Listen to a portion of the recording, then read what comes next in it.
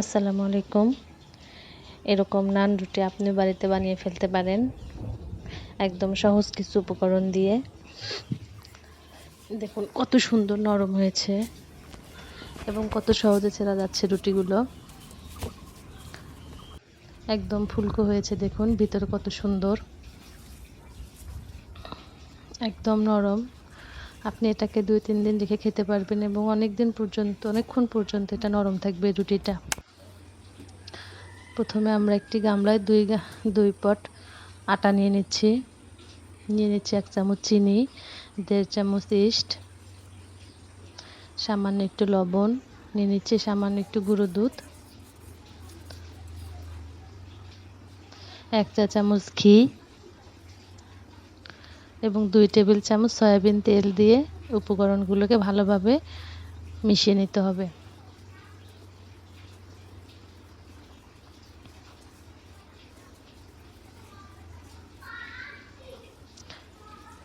এরপরে এর মধ্যে আমরা দিয়ে দেবো উষ্ণ গরম পানি এবং ডোটাকে আমরা আস্তে আস্তে মাখতে থাকবো। অল্প অল্প করে পানি দিয়ে ডোটাকে আপনারা মাখবেন।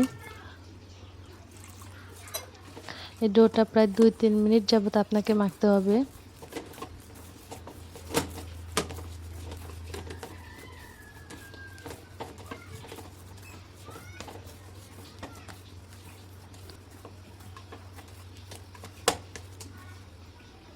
এই পর্যায়ে নিয়ে নিচ্ছি আমরা স্টিলের একটি গামলা এবং এই ডোটা আমরা সেই গামলায় রেখে দিচ্ছি এবং সামান্য একটু সয়াবিন তেল হাতে মেখে ডোটা সারা গায়ে আমরা লাগিয়ে দেব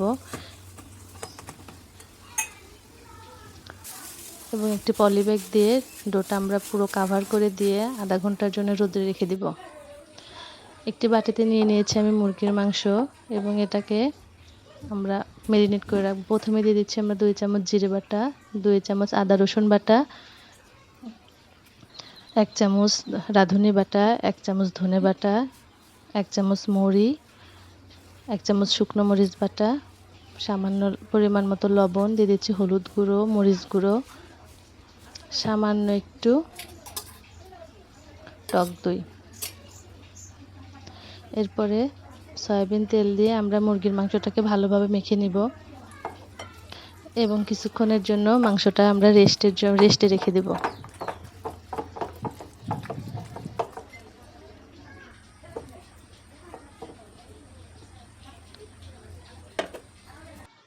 চুলো একটি কড়াই বসিয়ে নিয়ে তার মধ্যে দিয়ে দিচ্ছি সয়াবিন তেল, এর মধ্যে দিচ্ছি দারচিনি, সাদা ফল, তেজপাতা, একটু জিরে। এরপর দিয়ে দিচ্ছি এর মধ্যে পেঁয়াজ এবং সবগুলোকে একটু ভেজে নিব। এরপর দিয়ে দিচ্ছি আলু, এগুলোর সাথে আলুটাকে একটু ভালোভাবে আমরা নেড়ে নেব। আলুর মধ্যে দিয়ে দিচ্ছি আমরা লবণ এবং হলুদের গুঁড়ো দিয়ে আলুটাকে আমরা একটু লাল লাল করে ভেজে নেব।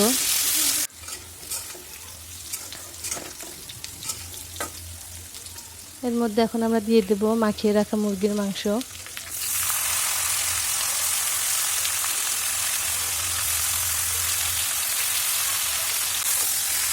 এবার মাংসটাকে আমরা খুব ভালোভাবে কষাতে থাকবো।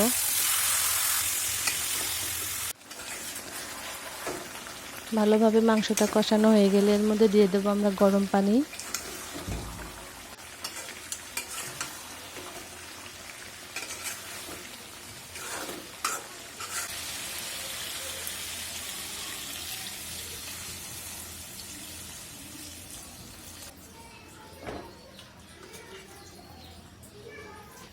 এবং কড়াইটাকে আমরা ঢাকনা দিয়ে ঢেকে দেব।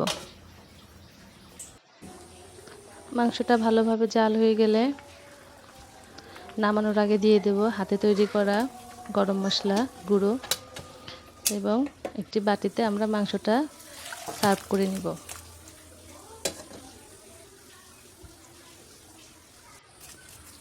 এই পর্যায়ে দেখব আমাদের ডোটার কি অবস্থা। আমরা যে রোদে রেখে এসেছিলাম, দেখেছেন কত সুন্দরভাবে ফুলে গেছে আমাদের ডোটা।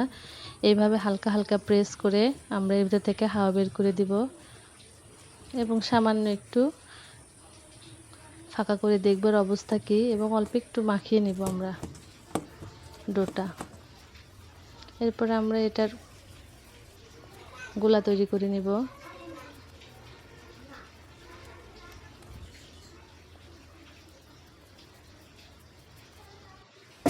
চুলায় একটি তাওয়া দিয়ে দিলাম এবং রুটি আমরা বানাতে থাকবো।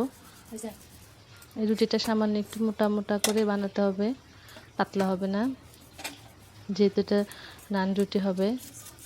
এটার শেপ একটু মোটা হবে।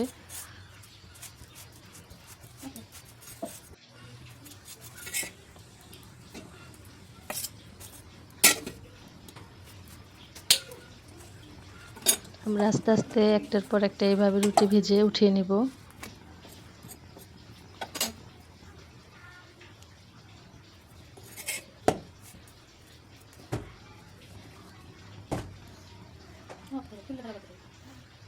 দেখুন কি সুন্দরভাবে ফুলে যাচ্ছে রুটিগুলো।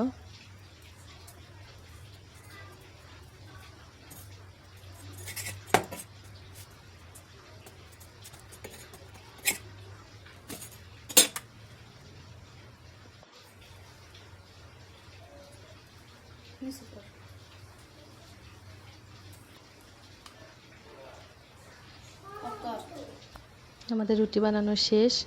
আমরা চলে এসেছি একদম খোলা আকাশের নিচে আমাদের ছাদে। আমরা পুরো পরিবার রুটি খাওয়ার জন্য। আমাদের বিকালের নাস্তায় হবে রুটি।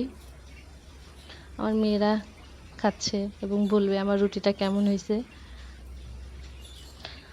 আর আমাদের এই ভিডিওটা যদি আপনাদের ভালো লাগে, অবশ্যই আমার চ্যানেলটাকে সাবস্ক্রাইব করবেন এবং লাইক, কমেন্ট, শেয়ার করে আমাদের পাশেই থাকবেন।